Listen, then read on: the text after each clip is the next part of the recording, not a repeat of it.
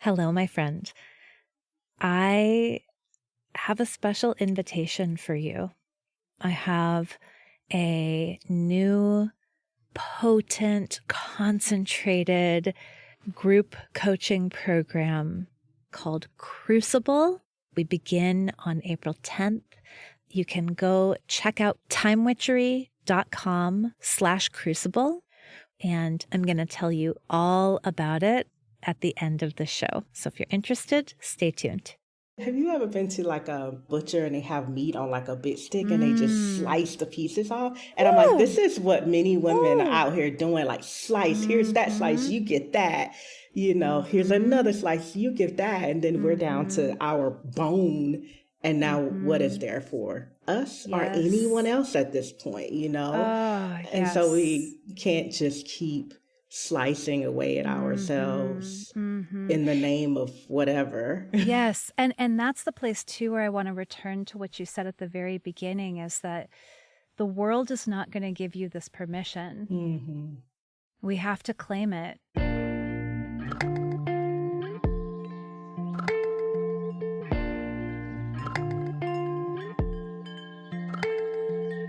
Welcome to Mind Witchery. I'm your host, Natalie Miller, and I'm so glad you're here. Hello, my friend. Welcome to Mind Witchery. Get ready. Just prepare yourself, because you are about to receive such wisdom and such inspiration, because my guest today is none other than Octavia Raheem. She is a mom. And I love, by the way, hi, Octavia. Hello. Hi. You're here. You're here. You're right here. I'm here. I love that is the first thing in your bio, that you are a mother. That's the first thing in your bio. I love that. So she's a mom, she's an author, she's a yoga teacher, she's an activist, and she has just written a new book called Pause, Rest, Be: Stillness Practices for Courage in Times of Change. So welcome, Octavia. I'm so happy that you're here on the show. I'm so happy to be here. Thank you. Yes, yes. So I know that you, if you are listening, I know you already know that rest is important. I know you already know that you are doing too much. And I know it's really, really hard for you to give yourself permission to do that. And that's why we have an expert, we have a guru of pausing and resting to be here with us today. And Octavia, that's what I would love to talk with you about: permission to pause and rest and be. Yes. The world's not going to give it to you. Well, that's right. The world's not going to give it to women. The world's not going to give it to Black and brown folks. The world's not going to give it to many of us. I'm feeling that people listening are forging new ways and new paths that really link to old or ancient ways, right? Something really powerful and connective. And that kind of goes against the grain of how business is or how things work. And the world's not going to give us permission to pause, rest, and be. And so we have to give it to ourselves. And it gets really complicated, though, because we live within the world. Yes. And we have the conditioning of the world, and we have the expectations that are, familial, generational, but those are all layered in the conditioning. And we have so much of our worthiness wrapped up in what we can do and show and produce and how far we can go. And I really think part of giving ourselves permission is to start to even more radically define and redefine what success is for ourselves. Like, for me, success is not, there's no point. It's not a point on a graph.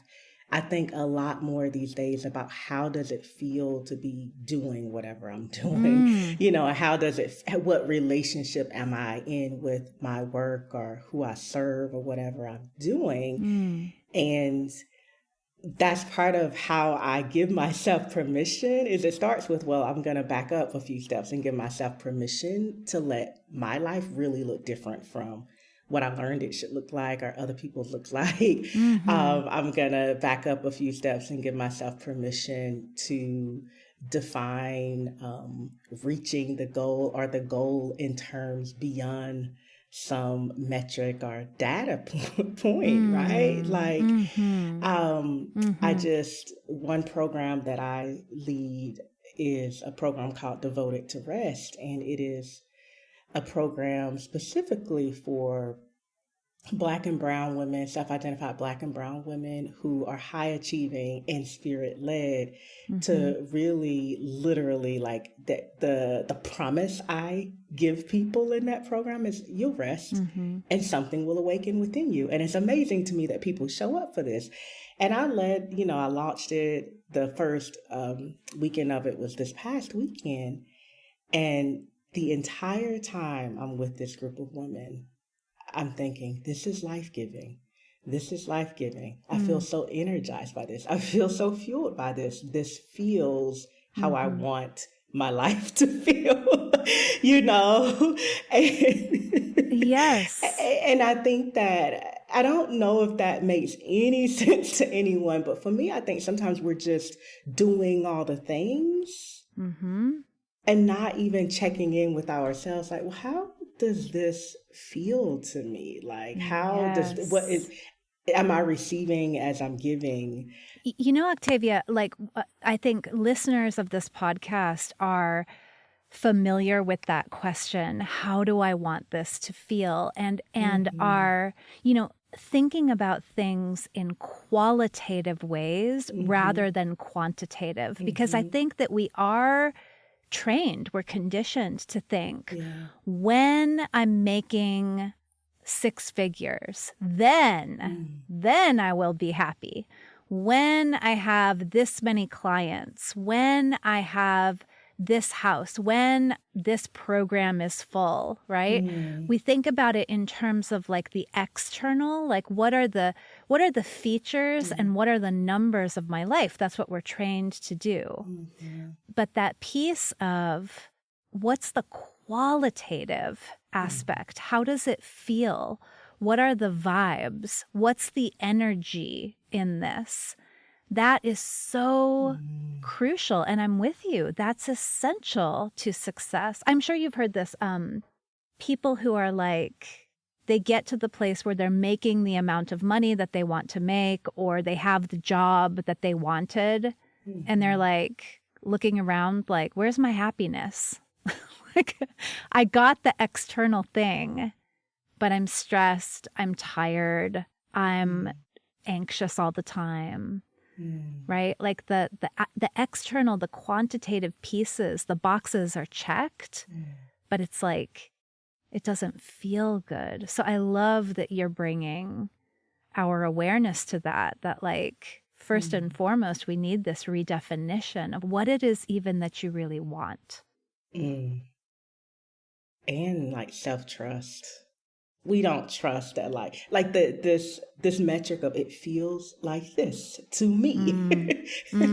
That same conditioning that has us thinking like, I can't rest or I have to earn rest, which, side note, rest is a birthright, right? Yeah. Just like I'm inhaling and exhaling, I don't have to ask you, I don't have to ask anyone to breathe, and thank goodness it's actually involuntary, because rest isn't involuntary. We have to choose it, and we have to be deliberate and intentional about it.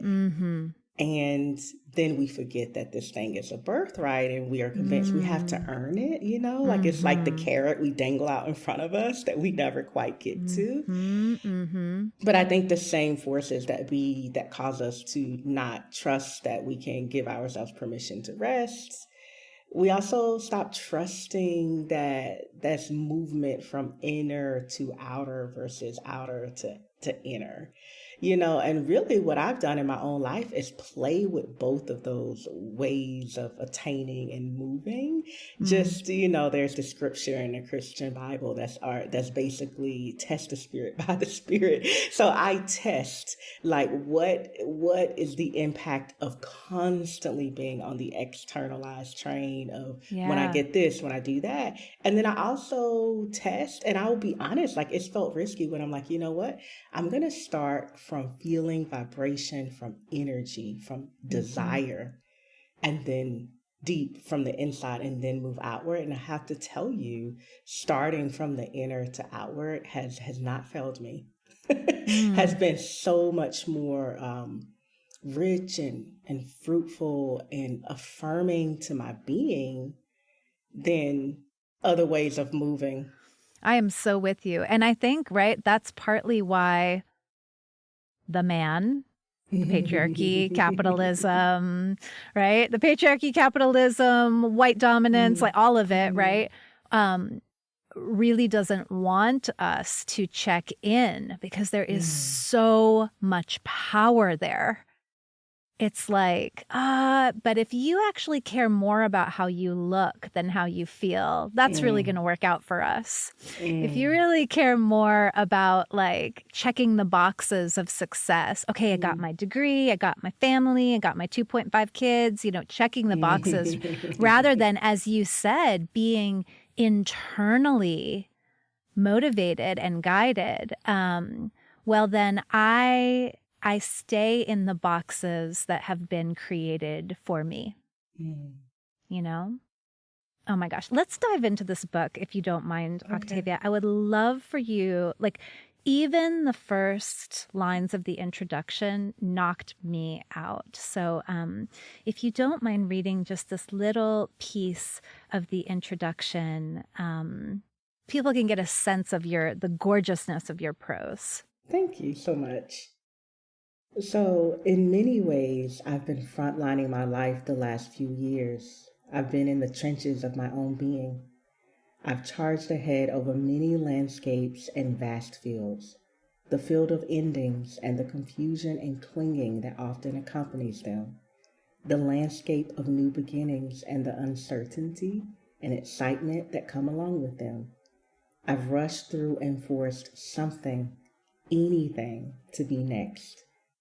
I also lingered at that place in between, that liminal space, that point that is not an end or a beginning, it's the edge of both. So much of it felt like a battle. I've yielded a formidable sword against it all. I've been a devoted warrior, hoping that every fight strengthens me for my future.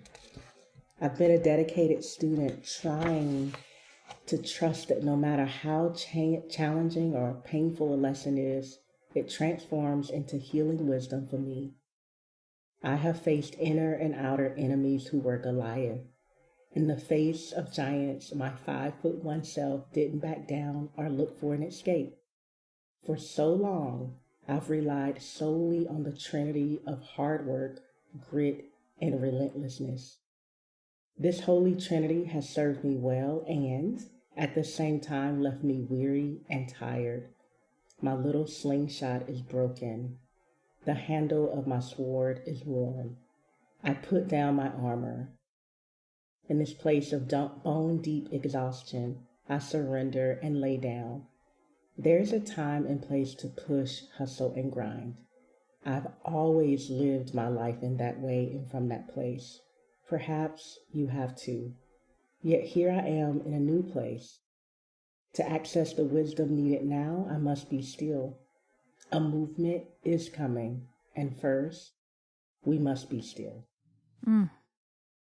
What I love here so much is just this recognition that holy, unholy, both trinity of hard work, grit, and relentlessness.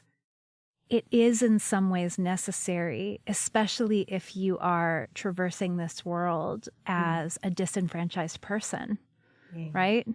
Like, I don't want to be so simplistic as to say, like, never mind that, everyone. Let's have a kombucha and pretend that, with that's not a thing. It is a thing. And I love how you say, and yet, right? Yes, it served me in some ways. And yet, now is not the time for that, because I don't know about you with your clients and students, Octavia, but my people are like, all the slingshots are broken. Like the armor is torn. The fighting leathers, they're all ripped up. And we are in this collective moment of just stop. And yet, stillness can be scary. That's my confession. Stillness can be scary for me, Octavia. I know it is. So I want to honor that. For me, I don't actually really like the languaging of grind, especially. I have a different relationship with hustle, but just because I'm a hip hop head. Right? But I use it because I know people understand that language. And, a thing I think about a lot is like, work isn't the enemy, rest isn't the perennial friend. It is, for me, it's both and. And how can we have a more harmonious relationship with both? And living with the reality I'm responding to the reality that most of us hyper over privilege work. Yeah. And there's no relationship to the pausing and resting and being. And so that's really the call here is to how to be more skillful with the both and. I mean, if we look out in nature, there's winter and summer, people. In most places, not all. There's the sun rises and it sets. Like everything in nature has this kind of at least a duality, and these binaries are just kind of hurtful on all these levels, right? Totally. And so I also want to acknowledge that I think one of Danielle Laporte's truth bombs said, this was years ago, I came across this, it takes courage to be still. And that was when I had really started diving deeper from teaching mostly power vinyasa, like flow classes. I had started teaching stillness. And of course, my numbers were dwindling. Yeah. But I did get really scared when that started happening, because this was like my, my work and my path.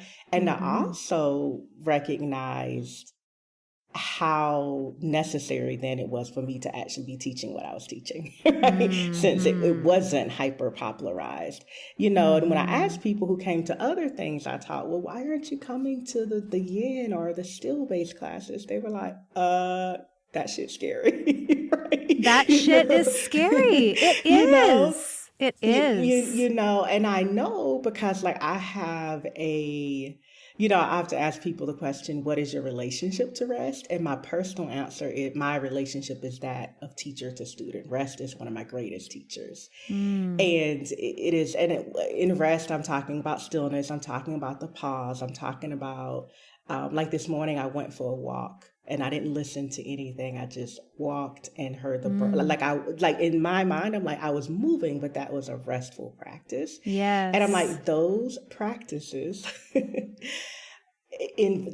such clear reflection of where we are and who we are and what's happening on the inside arise in those moments. And and if I don't want to really be with that, I'm not going to do it, right? So that's one thing. Yeah. But then everyone's nervous system, literally, just like we have very different bodies, right? And like a vegan diet might really be the perfect diet for you, or way of eating, I'll say. That's a better word, a way of nourishing yourself. For some people, it might be eating bone broth. It's all these different things. The same thing for your nervous system, right? Like I might require, like it might really be nourishing and supportive for me to be still and rest for 90 minutes through a practice. And for some people, their threshold is going to be 10 minutes, right? Like just as it takes a kind of practice and conditioning to build muscle and lift weight. I feel the same about stillness. And when I'm working with someone or resting with someone that's very new to resting and stillness, I don't start with let's be still, because their nervous system is likely it's going to register as a red flag. It might create more anxiety versus less, And so what I really teach a lot now, when I'm working with someone one-to-one or in the small groups, is some movement at normal pace. Then we start to slow down. Yes. Then we start to slow down even more. And then we get to stillness. But in that stillness, the guidance I'm going to give first is, once we get really still, notice the movement of your breath, because there's still like a very tangible, concrete movement. And so that's just to honor that, that stillness is like, I don't say it flippantly, like it's just easy, just be still. Right. There's a metaphor that I use a lot with my clients, because I have to. Well, oh my gosh, there's just so much to respond to in what you just said. So I will say this concept of an active rest, like you said, taking a walk, but without anything stimulating you, without any podcast or music in your ears, right? Or for me, sitting by the fire and knitting. I'm just knitting. I'm doing like a repetitive, I'm doing a pattern. Like it's just a way of kind of, there's something happening, and at the same time, my mind is kind of expanding and relaxing. So thank you for that reminder that active rest is a thing. And then B, a metaphor that I used a lot that I wonder if you'll like this, back when I was a yoga teacher once upon a time, was that, if you are hurtling through life with your meetings and your appointments and your projects and your goals and your kids and your house and all the things, right? You're like a jet plane. And think about when a jet plane lands, when you touch down, it's like goonk in your system, right? And then there's that like, you're thrown back in your seat as the jet plane slows down. And it's almost like the faster you've been going, the more you've been doing, the more like dramatic that feeling of becoming still is going to be, and like the longer runway you're going to need into it. What do you think? Do you like that perfect. Metaphor? I think that that's perfect. That's it. I really appreciate that you said it's scary to be still. Yes. Like we have to build that capacity just like any other capacity. And one of my restorative yoga teachers, I call her my yoga mama, Dr. Gail Parker, always says just because we're doing nothing doesn't mean nothing's happening, and especially on the inside, when we really, it's not an active rest, but when we do those practices like meditate, or I teach yoga nidra, right? The sleep of the yogini, like those kind of things, something's happening on the inside. Oh my gosh. But we're not doing anything, right? Yes. What I love is I have marked in the book this other page I really wanted to talk about, which goes exactly there. You say, you may think you are not doing very much at all. All of this shifting from the inside out, all of this adjusting and readjusting to what is, all of this releasing and letting go requires energy. Transformation requires rest. Yeah, it requires rest. And I think that, again, when we have that external focus and it's like, but it's 2022 and I'm just still here in my house with my mask in my purse, right? like I'm still doing Zooms. I'm still, it doesn't feel like sometimes much is happening, but all of the change, all of the change that we've had to, and it keeps coming in waves that we've had to accommodate.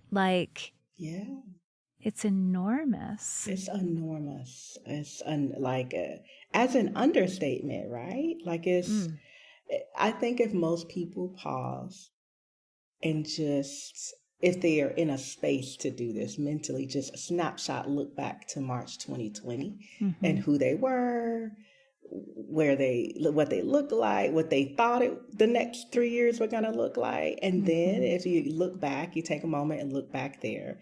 And then you just like look down and around at your current reality, and then inside, just feel inside like you're radically different. You're radically different. You know, like for me, I don't live the same place. I don't do my work. My work is radically different. There are people. So I've lost so many people in my life, you know, and it's like, and unfortunately, my experience is not atypical of this time. No. Right. And I think that, and even what I find as a practitioner is working primarily virtually now actually takes more energy, right? Because you still, like the way you want to kind of like hold the container and still find a skillful way to connect, and then just looking at the screen all day, I'm like, we are really underestimating what we are expending energetically to continue through this moment we're living in. Yes, yes.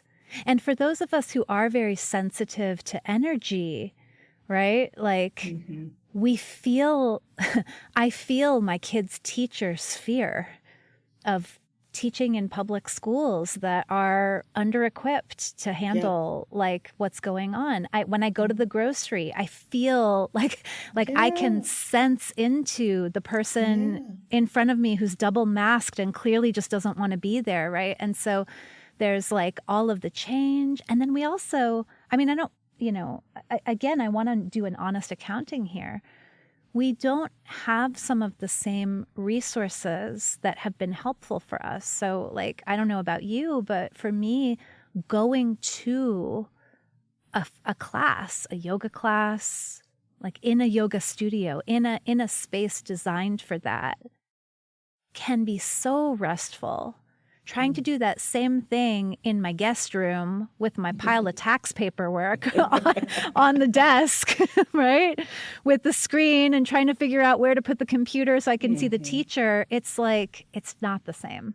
It is not the same. And, you know, it doesn't have to be, because nothing is the same. Yes. And so the other day, I think it was yesterday, I did a yoga class on my little phone on a tripod. And my son, it was a snow day. It snowed in Georgia, which is so rare.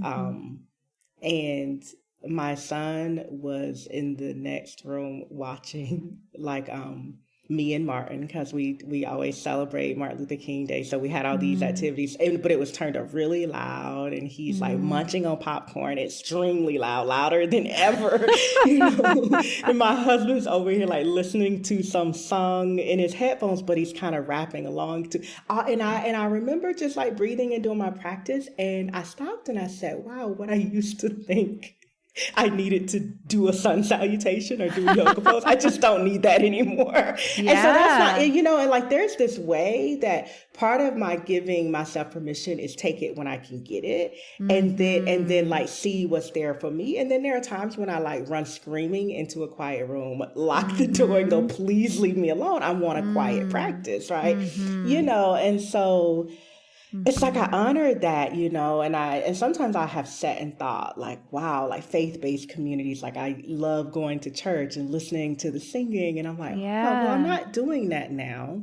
And I don't even necessarily like to look at it streaming, but I will listen to gospel music, and you know, and it's like, it's like I conjure a lot of memories, girl, right? You know, and so this idea of finding ways and making ways. And I want to underscore what you just said, because I think, you know, in these Conjuring episodes, I love for people to get to go away with like, okay, here's a little gem. Here's something to put in my pocket. And one of the things that I'm really hearing is that, yes, for some of us, rest is scary. It's that feeling of like landing, and it's like, I don't know, this is very intense. I don't know what to do with myself. I don't know what to do, right? So that what I'm getting is a message from you that it's a practice. Yes. And we have to kind of slowly work up to it. We can't expect ourselves just to drop into a 90-minute meditation or even a 90-minute restorative practice. Like we can find different ways to rest, and that might involve active rest, walking, knitting, cooking. That might involve a quiet room. And that might actually be accessible with one partner rapping, one kid crunching, and yoga on your phone, right? So I love that. I love that flexibility that you're bringing to it, because I think that for me, I can definitely be susceptible to this. It's like, what counts? What really counts as rest? Does it count? Does it count if I didn't do a yoga nidra practice with my legs up the wall? It's like, yeah, you know what? Your knitting did count. You know, you're hanging out with your girls, and without much purposefulness, that counted, you know? And I guess a word that came to me, we're saying rest, but I'm also thinking about what restores, what is truly restoring. And giving yourself permission, like that can be really vast. And also, like, I'm really into these days, something just because, right? Like listening to music and dancing just because, not because it burns calories, and not for and for me, restoration, which rest is part of that, is that which, it's like, just because, like, it's so it's going to give back. It's fueling. It's not depleting. Right. And and I do think some people can put their work in that category, but I would kind of advise people to be really watchful because that might just be the part of their brain that's like, okay, I'll do work that way. Like I'll make work even more productive by making, claiming it as restorative or whatever, and so, for me, it's just thinking about, what's your relationship to things that truly restore you and that allow you a place to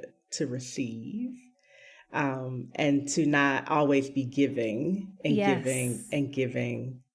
Yes. Ooh, I just thought about how much conditioning women have around giving, and the image that came to myself is like a woman. Have you ever been to like a butcher and they have meat on like a big stick and they just slice the pieces off? And I'm like, this is what many women are out here doing, like slice, here's that slice, you get that, here's another slice, you get that, and then we're down to our bone.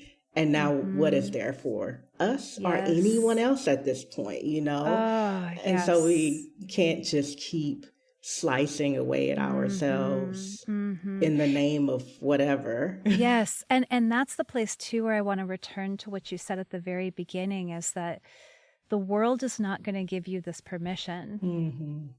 We have to claim it, and we can do that together. We can unite. We can come into community, right? Like that's why I have you here on the show. That's why I'm making a podcast every week, because it's like, yes, each of us needs to do this, but also together, when we shift our thinking, together when we acknowledge what we're up against, I think it becomes more supported, at least, like that move toward the restorative. I wanted to touch back on this other piece, Octavia, about the kind of the balancing of modes and qualities, right? To sort of say like, okay, so like for Natalie, the mode of giving is very easeful.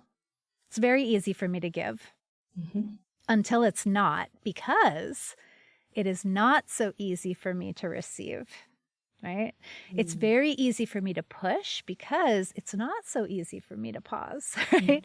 And so expanding those capacities and expanding, like, what are the vibes? What are the qualities? What are the feelings that are available to me? Because if like, inspired and motivated and active are all very available to me, then those are kind of my go-tos. And damn it, I want peaceful. I want calm. I want present, just present. I want those to be available too. And I love how you talked about that, how that's going to take actually its own kind of practice. It does. All right. So our friends need to think about how they want to feel, and maybe even expand the range of available feelings, Yes. like I'm trying to do. Yes, but like really deep desirous. Right? Like when as you're talking, like my awareness starts to move into my belly, down to my navel, down below that, like go deep in, like how do I want this space? How, like from this energetic space of like the cradle of my being. Yeah. Like down there. Like Yes. how, like it's really like a relationship with desire. And Yes. My friend Callie Shelton calls that the shanana. yes, Down in the shanana. yes, get in the shanana and go, how the fuck do I want to feel? And that is like a really appropriate word for the shanana, right? In this one sense. You can edit that if you need to. Nothing is edited. Yeah, this is it. Okay, this is it. And again, right? Like why do the powers that be want to disconnect us from that? I know. Right? There's so much, there's literally life-giving power there. Yeah. And the thing is, because sometimes we come to like, well, I want what I think I can have.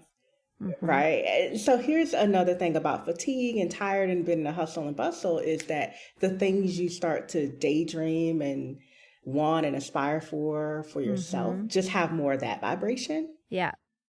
You're right. And so even, to start to be like, well, what do I really desire? I would invite people to go take a quiet walk or play some music and just dance with themselves, like do something just because, right? It's restorative or it's easeful or restful. And then ask the question of themselves, how do I really want to be feeling? Because if, you just on a day where you're exhausted and you've had it up to here and you go, how do I want to be feeling? Whatever you come up with, like write that down. Well, basically, because you come up with high. I'd like to be high. I'd like to not be feeling like this right now. This is all too much, but here's the other thing about why, like the hustle grind, it's actually addictive, right? We get like this like rush of energy off of it. Then we crash. We get another rush of energy when we get back in that cycle. Then we crash. And you have to be intentional about interrupting that cycle.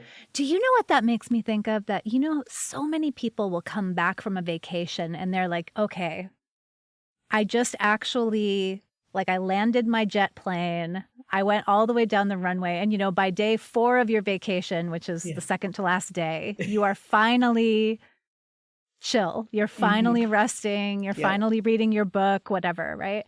They'll come back and they'll be like, oh, yeah, I've decided I need to do this once a quarter. I am totally good. And right, because like you said, they're making the intention, they're setting the intention from that place, from the place of, oh my gosh, this feels so good. But then when we get caught up into our everyday life and we look at the list and it's like, well, I want to get this done, this done, this done, this done. You know what happened from a nervous system? Like they got out of fight and flight mode. Yes.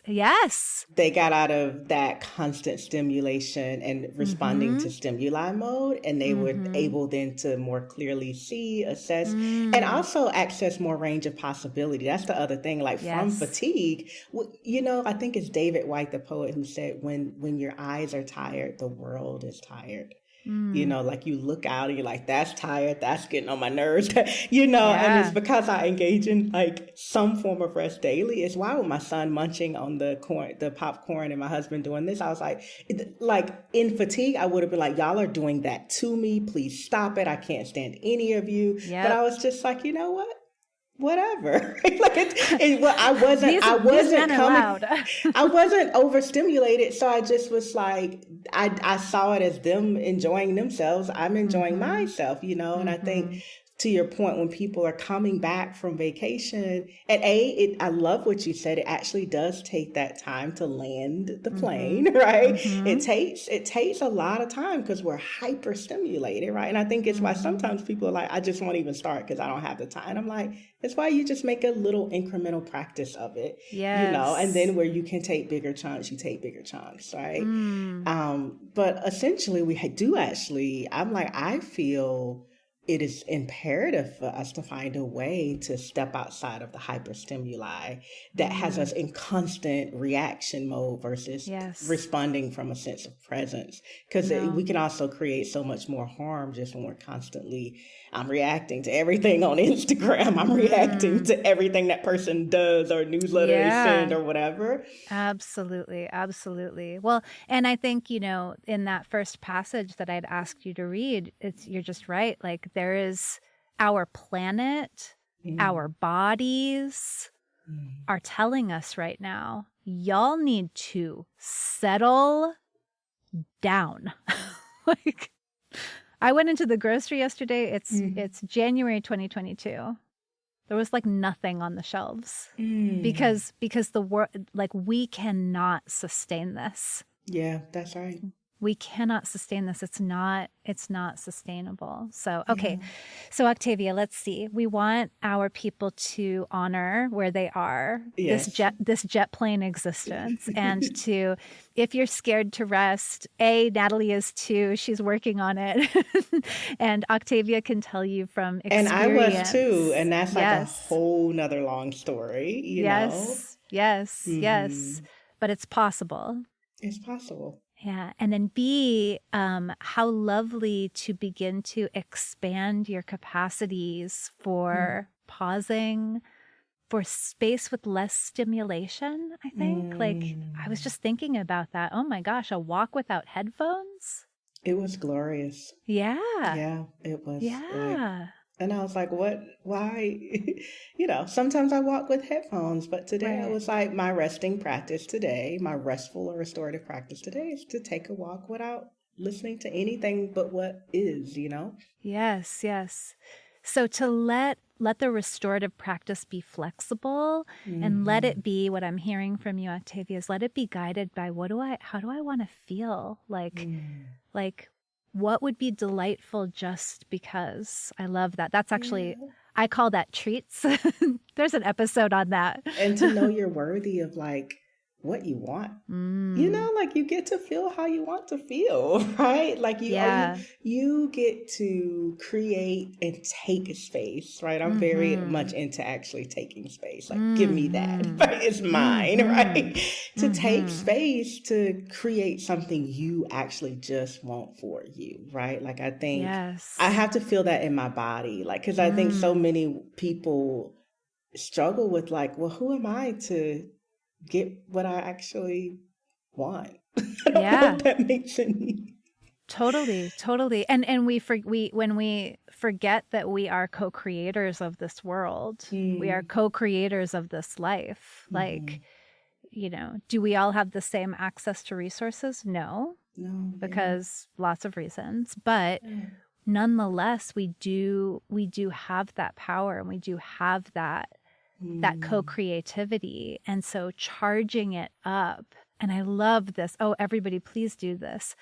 Ask yourself from the restful place, what do I want? Yes. From the tank that's at least a quarter full, where do I want to go? So it doesn't seem like, oh, I can only go this short little distance, or only this is possible. Oh, I love that. It's so good. That's right. One thing I also encourage people to do is to have what I call a rest pod. Like we have masterminds for everything. We might have a little group of people we get together and talk about our business with and all of that. But I'm like, I have women in my life that we hold each other accountable for how we restore, because what we are holding each other accountable to is how we restore our power, right? That's the other thing. Like, it's like on period, as the young people say. Like, rest is how we restore our power. Like, whoever can keep me tired and out of pocket has control over me, and I don't really like the feeling of something else controlling me. Like, Mm-hmm. like that rest helped me to wake up to that, like that. Yes. So think about it as restoring your power and activating more of your power through these practices that restore you, whatever they might be.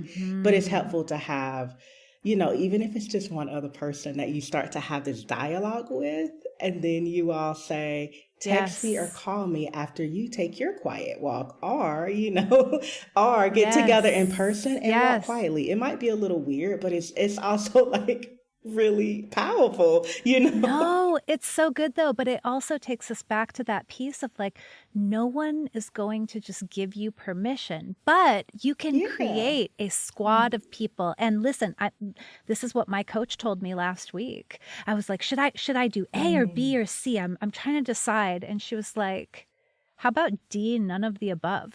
Like, how about Natalie, remember we're working on you're doing too much? And I'm like, oh, right. And though I can do that with my clients, for myself, it's hard. So I love that gesture toward like, who is your community? Who are your peers? Who are your support squads? Who are your coaches? Who are your teachers? Oh my gosh. Well, a giant permission slip. It's like a whole notebook of permission slips is this book. Pause, Rest, Be, Stillness Practices for Courage in Times of Change. It's out on February 2nd. Am I right, Octavia? February 1st. But February 2nd is close. It's out on February 1st. Oh my gosh. Yes. And that's my baby girl's birthday. So extra. I love that. Yeah, that's extra special. Extra sweet. Yeah. So so you've got to get this book and again, you could work through it. Not even work. You could journey through it. Or you could open to any page at any time and a pearl of wisdom will fall right into your lap. It is a gorgeous book, Octavia, and I'm so like, congratulations. Thank you. It's beautiful. It's beautiful. Yeah. All right. So where else can the people find you, Octavia? What else? Where else should we point them? I'm Octavia Raheem everywhere, and pauserestbe.com is where you can learn all about the book. Excellent. All right. Well, thank you all so much for listening. We would love to hear your reports of resting. I think being more public and being more we're always showing what we're doing. Show what you're not doing. That's so beautiful too. And show us. We want to see everyone. We are all in this together. We are creating a world together where sustainable ways of working and where resting are possible. Thank you so much for leading this with us, Octavia. Thank you, Natalie. Yeah. Okay. All right, loves. Thanks for listening. Bye for now.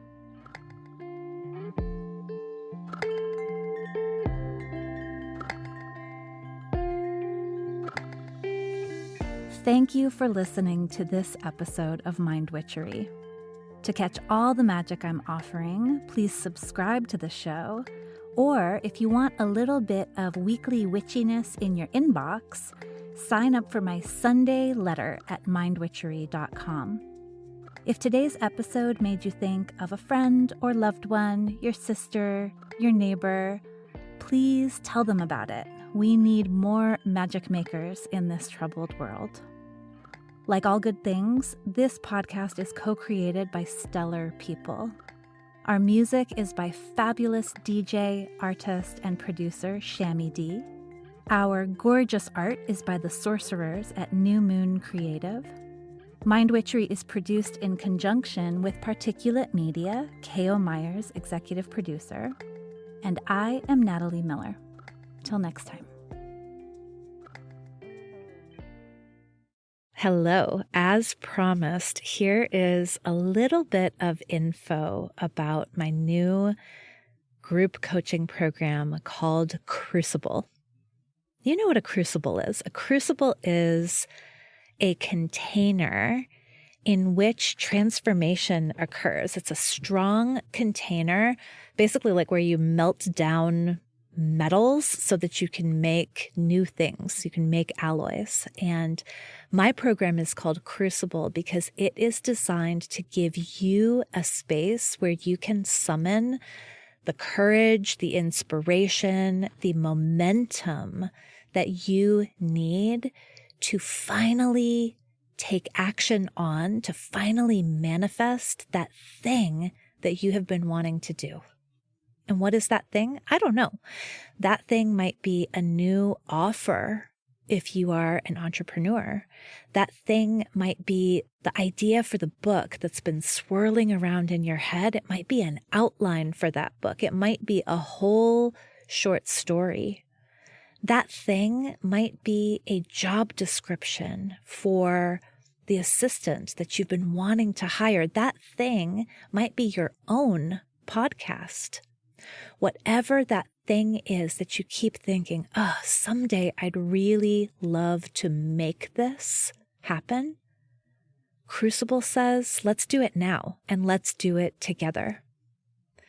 So Crucible offers 7 weeks of group coaching.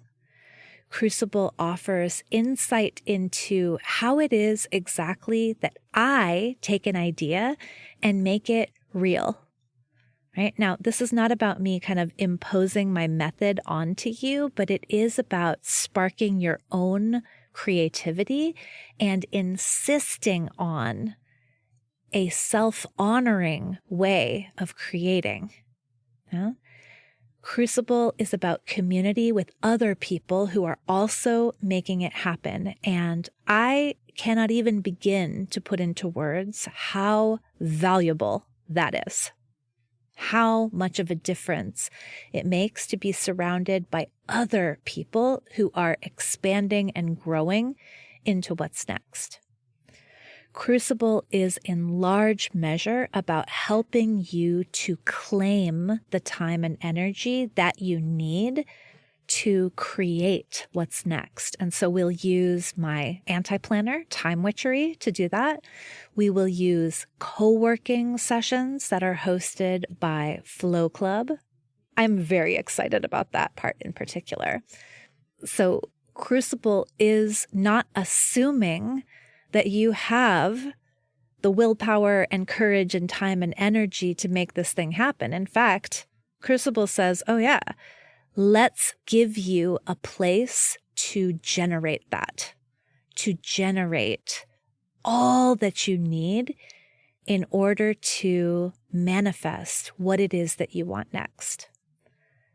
So you are invited. You can go check out Crucible at timewitchery.com/crucible.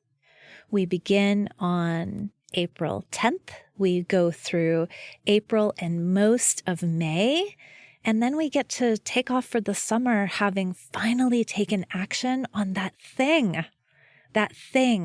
that you've been toying with, flirting with, wondering about, dreaming about for so long. So again, more details at timewitchery.com/crucible. I super hope you will meet me inside.